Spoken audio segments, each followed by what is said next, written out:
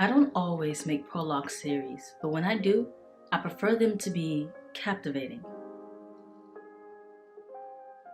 Hello to all you lovely people out there. If you don't know me, I'm Octavia D. Mason, giving the best practical writing tips to the beginner writers, helping them shift from novice to published author. And today I'm telling you how to write an unforgettable prologue.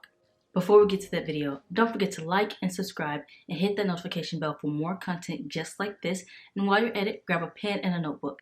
Before we get to the second part in the prologue series, don't forget to check out part 1. And part 1 just gives you 2 reasons why you should keep your prologue in your book. So if you haven't already, check it out.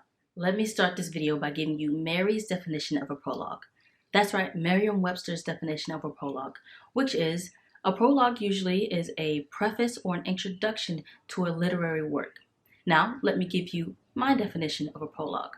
A prologue is usually an introduction to a fictional work, and it provides vital information to help understand the story and the main plot of the story. Since we know the purpose for prologue, let's get to how to write an unforgettable prologue. Number 1, stay relevant. As you just saw in Octavia Mason's definition of a prologue, yes, I referred to myself in third person, get over it. But as you saw in the definition, a prologue's main point is to provide vital information that will help your readers understand the story of your book and the main plot of your book. Why is having a prologue that accentuates or is focused on the main plot so important? Well, it's important because the plot of a story is what pushes the story forward. So if you don't have a prologue that is relevant to the plot, then you're wasting you and your reader's time. And when your prologue isn't relevant to the plot of the story, then you just have minute details that is irrelevant to the story and what the plot is all about. For example, if you have a story and it's all about David and how he has to overcome the battle of alcohol so that he can raise his son on his own, don't give the readers a prologue where he is on a first date with this woman and all the prologue is about is how awesome he thinks this woman is and how great the atmosphere was on the date and how la-di-di, la-da-da about this woman, about this date. But it has nothing to do with his battle with overcoming alcoholism or how he has to raise his son on his own. But now, if you want the prologue to be about David's first date with this woman, then let this first date be a crucial moment in his life. Let it be something that pushes the plot forward. And with this example, you can ask a few questions and then incorporate those questions into the prologue, which makes it pertain to the plot a little bit more. And some of those questions could be, is the woman he on a date with, is she the mother of their child? Did she die or did she abandon him and his child, which is why he's now drinking so much? These few and simple questions can help make a great prologue that accentuates the plot. And if you can't come up with a prologue that is going to focus on the plot, then you can either write one that will, or you can chuck the prologue entirely. Because if you're writing a prologue that doesn't pertain to the plot of the story, you are now writing fluff, non-plot pushing words. So if you find that you can't write a prologue that is going to push that plot forward, or if it's just a struggle for you and you really want to put that in but it doesn't pertain to the plot, then an option for you is to chuck the prologue. And no matter how much you really want to include that prologue, if it doesn't work for the plot, then it is okay to not have a prologue in your book. Number 2, stay unique. Being unique in your prologue, in my opinion, is one of the best things to do in your prologue. Because if you aren't unique in your prologue, then your prologue can sound just like all the other chapters in your book. And do you know what that means? It means that your prologue could just be a chapter in prologue clothing. But I can hear you asking, I hear you, asking, Octavia, how do I make my prologue unique? I'm glad you asked. A great way to write your prologue in a unique way is to write it out of time sequence. And this may sound big and grandeur, but it's not. It's quite as simple as taking your protagonist and writing about a crucial moment that happened in their lives years before or years after the main plot has happened. And actually, Brian A. Clems, online managing editor of the Writer's Digest, says that this way, writing your prologue out of time sequence is really what a prologue should be doing in the first place. And if you want to hear me talk more about Brian A. Clems, check out part 1 in this prologue series. And I say having a prologue that is unique is very important, very vital to your prologue, is because if you have a prologue that is just like all the other chapters, then what's the point of having a prologue? You might as well just include it as chapter 1 or chapter 2 in your book. This way you can leave out that irrelevant information and put it all in the first chapters of your book. Number 3, stay consistent. Staying consistent in the tone that you use in your book is vital to helping your readers understand how the story will flow throughout the entire book. And a tone is merely how a writer expresses his or her attitude throughout the entire book. For example, if your reader begins your book and the prologue has a serious tone, meaning that there are melodramatic words, the words are serious and they're sober, and it's a sober tone to that prologue, yet when they read the first chapter, they realize that this book isn't as serious as the prologue made it out to be.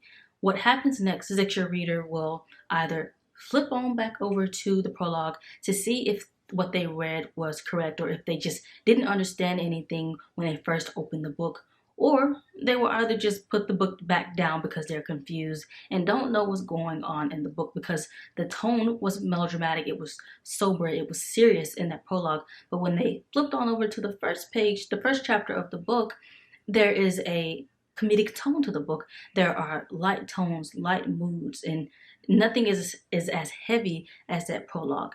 You don't want your reader to go back to that prologue and say, wait, did I misunderstand some things? And you don't want them to put the book down either, because the tone switched up and from the prologue to the first chapter. You don't want your readers to be confused at all. Your readers didn't buy your book to be confused. Consistency and continuity in the tone of your book from the beginning of the prologue all the way to the end of the book matters. And if you cannot maintain consistency in your tone, then you might want to sit down, grab a pen and a notebook, and jot down all the tones that you want your book to have. And if you want information on how to put tones in your books, on what tones mean in your book, check out my video on 3 mistakes new writers make when writing the first chapter. Number 4, stay brief. There's this saying from the writer S.E. Hinton from her book The Outsiders, where this character named Johnny says, "Stay gold, pony boy. Stay gold." The way you dig sunsets, Pony, that's gold. Keep it that way. It's a good way to be. Well, I'm telling you, writers, stay brief. Writers, stay brief. And this is important because, let's face it, readers don't like prologue. I was a reader who didn't like prologues when I was younger, and I was just like, oh my gosh, why does this book have a prologue? I don't want to read it. Skip.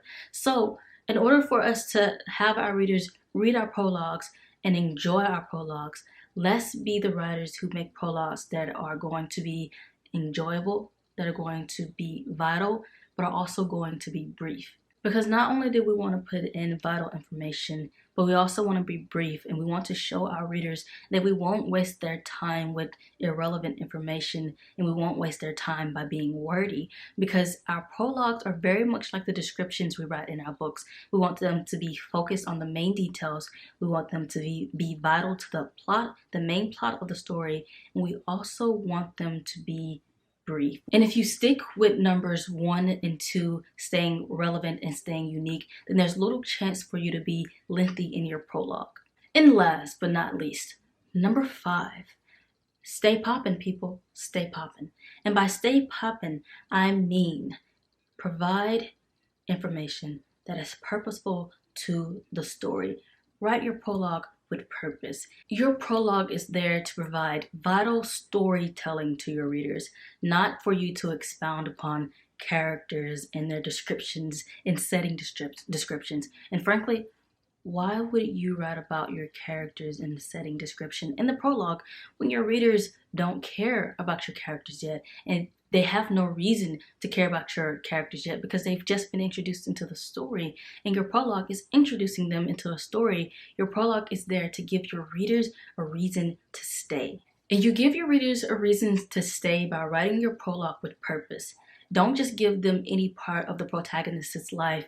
Give them a part that matters most to the story and matters most to the main plot of the story. And if you show your readers what matters most to your plot, to your story, and to the main protagonist, you give them a reason to stay. There you have it, people. How to write an unforgettable prologue in 5 ways. So let's review them. Don't be shy. Go ahead. Lift up those hands. Show me all those phalanges. What is it? Phalanges? What is it? Yeah. Phalanges. Phalanges, phalanges, phalanges, dancing phalanges, dancing phalanges. Stay relevant. Stay unique. Stay consistent. Stay brief.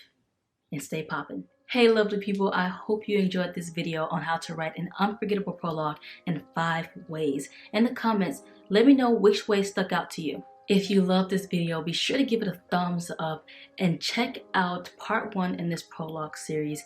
And if you want me to go into more detail with any of these 5 ways, let me know in the comments below and I'll be sure to make a video for you. If you want more content just like this, be sure to check out all my other videos on practical writing tips for beginner writers. Be sure to subscribe and hit that notification bell for more content just like this. I'm Octavia D. Mason, giving the best practical writing tips to the beginner writers, helping them shift from novice to published author. See you in the next video. Peace.